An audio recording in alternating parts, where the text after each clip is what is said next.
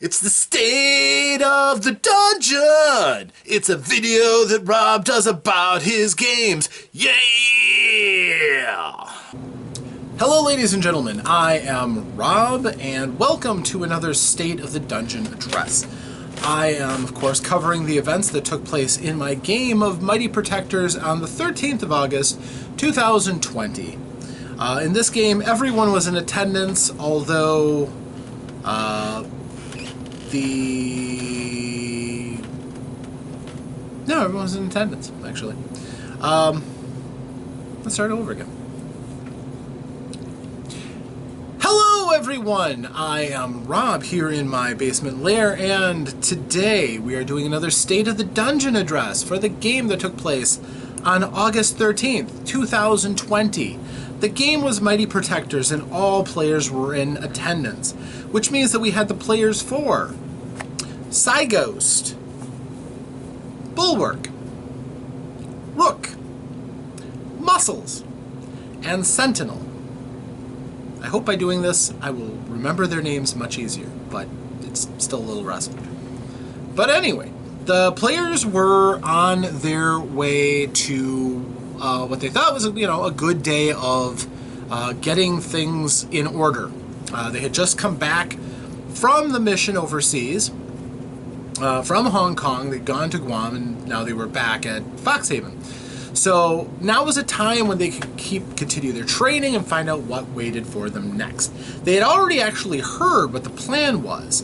That is, at a point in the very near future, they are going to attack a media center so that they can send out a message unfiltered by the opposition force and tell everybody what's really going on with the Gifted. So, training commenced. And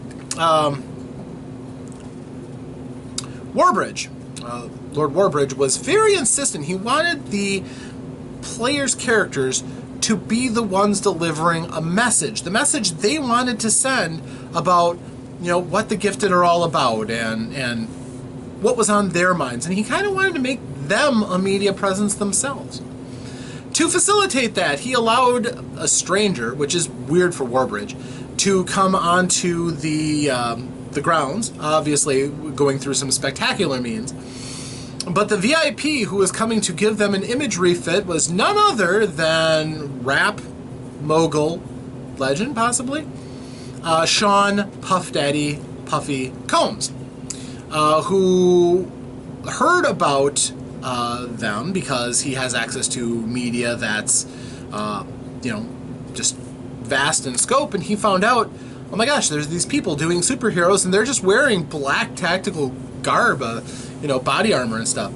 So he tracked them down somehow and gave a blanket offer that he would design for them and give them some style because he wanted in on the superhero thing, because he smart man, could read trends, and he decided that, yeah, I want to be here. So he created a label called Super VIP, and he showed up, and he's like, hey, I'm a big fan of what you do, so I want to help design for you.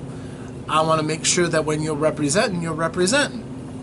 And they're all like, well, it varied, actually. Some of them were quietly horrified, and a couple of them were like, cool! So basically became one of my favorite parts of this this whole thing alone was I handed out a character template to each player, and I gave them a table full of colored pencils. I have a female for the female character, male for the male, and yeah, and I let them design their own costumes. It was splendid. They did great.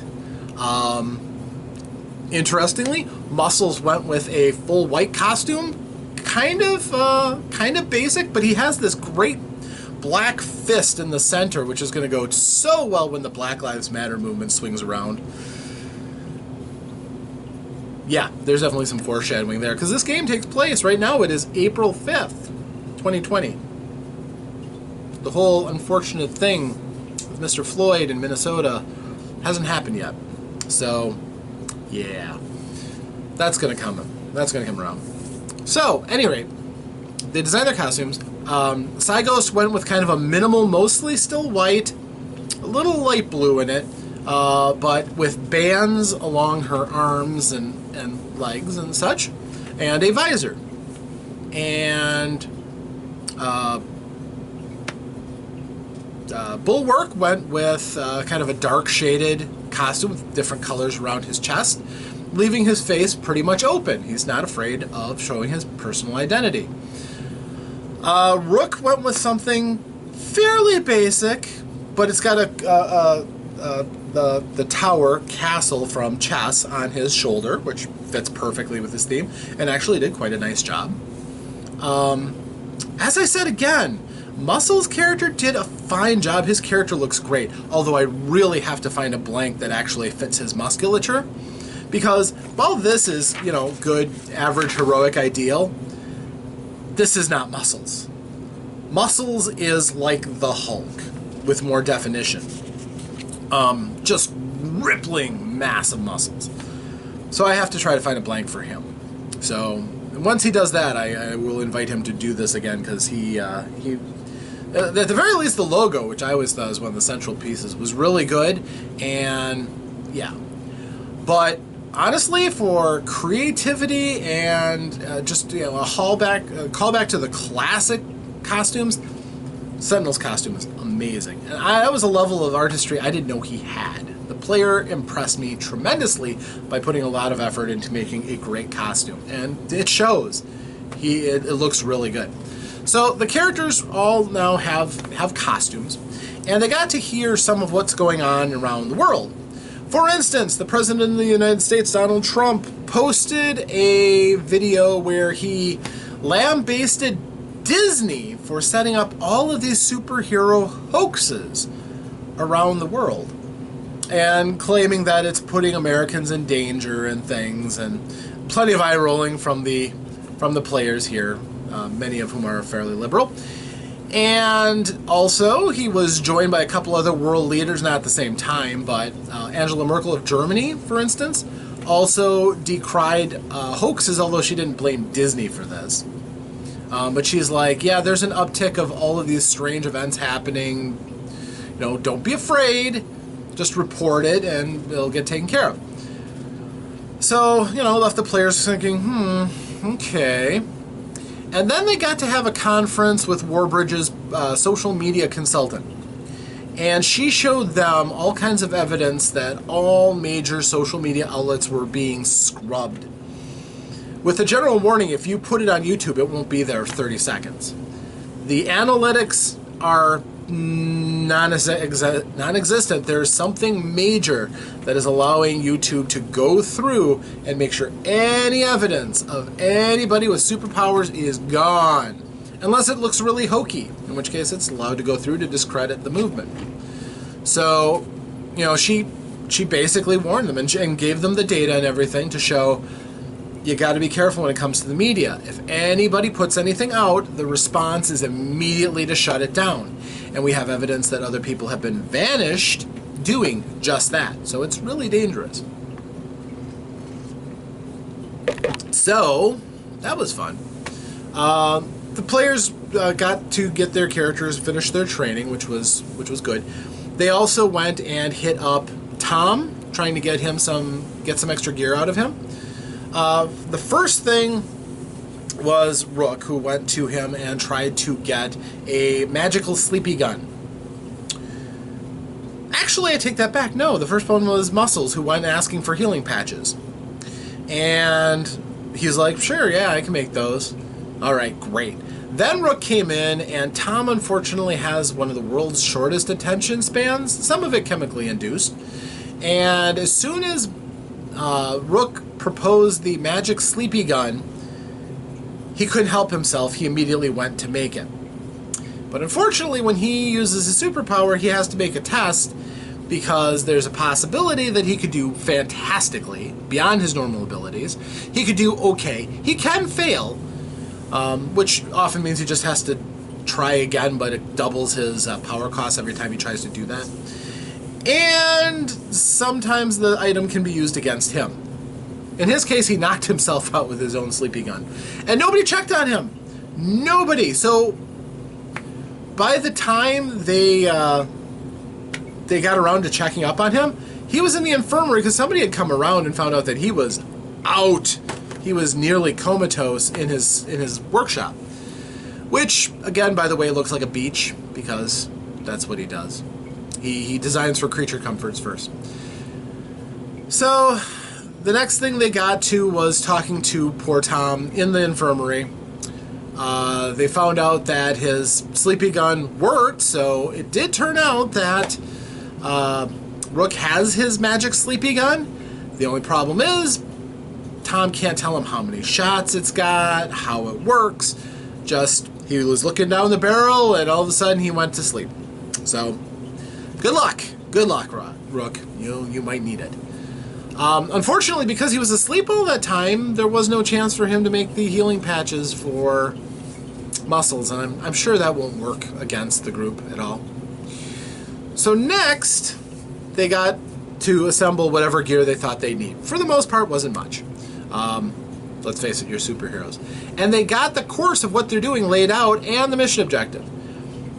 They had it on their tablets. What their mission objective was to go and crash the White House Media Center off of the Rose Garden out on the grounds. They keep a large amount of hardware up so that if they need to do an immediate briefing on location, they can do that, and they can whip up a press presence in probably 20 minutes. So if somebody needs to make some sort of a report or stand, they can do that right there. Also has the advantage that it is a direct trunk to all major networks and many media stations too of different cable companies and other outlets. So they were going to hijack that. Now at this time, President Trump was not in Washington, so they were going to, he was down in Mar-a-Lago. They were going to arrive without as much Secret Service presence as there otherwise might have been. Again, because they're near the grounds to the White House. So there's still a heavy security presence, but hey, they're 5 superheroes. Normal mortal security presence, not a big deal. And to help them out, Warbridge got them access to the bus. From now on, it's just going to be called the bus. It's basically like a stretch semi-tractor, but it has panels that can be basically programmed with a variety of disguises. In this case, it looks like the CNN Advanced Forward Headquarters. So it makes sense that they have immediate presence. It's also armored and has a hydraulic ram that can come out into the front to protect the front. And the body, as they found out, is electrified.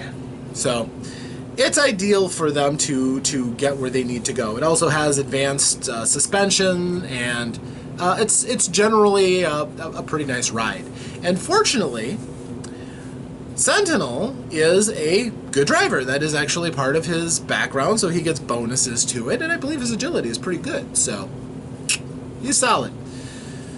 So the group got to go off, and they took a flight to Washington, and they got to meet the bus. The bus is cool, so they liked the bus. And immediately, they all made themselves comfortable. The bus is not luxurious. One of the things Warbridge has always stressed is that when they do things, they do it with a certain amount of comfort and style, as much as possible. They get sent out to go and attack an armed prison ship. It's a nice yacht that they get to ride out on, which was more tragic because it got blown up, but still, sunk actually. But, the point is that usually with Warbridge, they have nice accommodations. This doesn't look nice as much as functional, but really that's all they need, especially since one of their major concerns is how do you transport Muscles, who's 10 feet tall, still kind of causes them problems, but let's face it, it's Muscles, so it's worth keeping them. So anyway, they get to Washington without any real difficulties. They get in towards the White House, and turns out that he's good for his skill. Sentinel gets them there without any real problems. Then they get to the grounds and they see that there's a number of guards there. 4 of them look federal. black suits, headpieces. 4 look like they're civilians who are there to watch over the hardware for the various networks. So they pay for a security company to send a bunch of bozos out to keep an eye on the place. So because they're 2 different groups, they have different networks, which means when Rook got there, he's like, oh crap. Those 4 guys are using their own private cell phones. Those 4 guys are using a federal uplink. So he decided he was going to crash the feds. And Ghost went astral, kind of scouted around, located all the folks. Also noticed that there was a lot of traffic from her airborne view. She could see a lot of black vehicles that looked suspicious that were moving about hither and yon. Kind of gave her flashbacks from when she was attacked and attempted to be apprehended by the folks in black. So they knew they had a fairly tight time window, and Bulwark, bless him, has a prepared speech. He's been working on it for a while, clearly. The group is welcome to all pitch in, but as I said, prepared speech was pretty cool. So this is how it went down. One of the security guards saw that they were backing up with the bus, and he immediately went to check it out. At the moment, the bus's panels were covered with CNN press credentials, logos, and stuff like that. And he comes up to the door, and they try to bluff him. The bluff does not work very well. And it becomes fairly apparent that it's not going to work. So that's when the group immediately goes to attack the guy. Immediately, folks start diving out of the van to start engaging. Sentinel goes by to start trying to use repulsor blasts to stop the goons from calling out.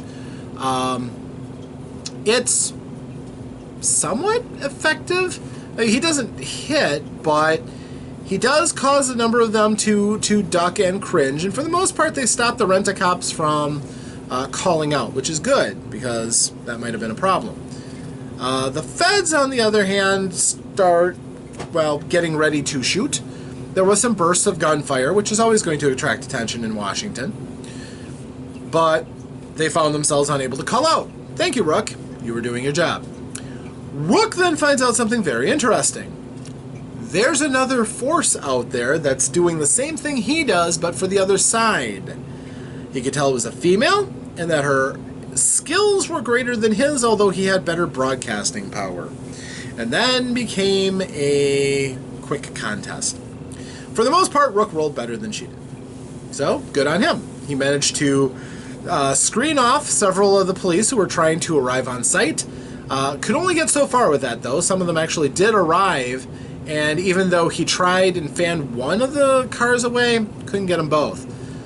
So while most of the feds and everybody were down, Muscles took a couple out, and Cygos blasted one, and unfortunately, they were also there with Firebrand, and Firebrand is still kind of coming into his powers. He tried to do a Ring of Fire cool thing to stop one of the guards and almost cooked him. So he's working on it. He made a good faith effort. His skills would be useful later on. So the group starts getting ready to deal with the police who are now coming. Muscles took a few light shots, but he was still in fairly good shape. His armor is helping. Unfortunately, the battlefield got really kind of fluid. So while Bulwark had all the best intentions of giving Muscles a personal force field, he doesn't have the personal part yet. He has an area of effect, so as Muscles moves out to attack, well, force field's gone. So he is now taking gunfire with only his body armor protecting him, which isn't bad, but not up to taking on auto fire and shotgun blasts. The whole fight, for the most part, Bulwark could not help. Bulwark had the cameras on, and it was nice watching the teamwork of the group, especially Rook trying to help out Bulwark to get everything up and running. But really it was Bulwark's show, because his YouTube experience and tech use allowed him to figure out how to get the whole thing set up, which was probably a weakness in the plan that they didn't have a media expert, but Bulwark was more than up to it. At this point, Firebrand is in the air, and so is Cyghost, who is no longer astral. She went back to her body to help out. And they noticed a great quantity of drones were closing in. These black drones, they've seen these before. So they started attacking them. Turns out that Firebrand has a neat trick. He can create a net of fire and launch it. And basically it does much less damage than his normal attack. Well, not much less, but less damage. But it affects a fairly decent area, and it's more economical for him than firing off the explosive fireballs that he was using against zombies. So he starts using those to clear out the drones. And Cyghost knocked a couple down and definitely added notches to her by now getting lengthier collection of kills. So while the group was taking care of the 2 cop cars that remained, which was mostly Muscles leaping and jumping onto one of the cars, but weirdly enough, he rolled really poorly for his mass roll, and the car rolled like a champ. So he just lands on top of it, barely, despite the fact he's 1,500 pounds. Good car. But while he's there, the 2 cops are like, ah! And so Muscles gets shot a little bit. He was not prepped for it. He kept fighting, so there was no absorption for him. We basically had Sentinel helping out, and Rook doing what he could, but his gravitational effect wasn't going to stop cars. So, all in all, they had these normal police officers to deal with. They, for the most part, did, although Muscles got hit again, but he just absolutely wrecked the squad car that he was at, and then kicked it at the other squad car.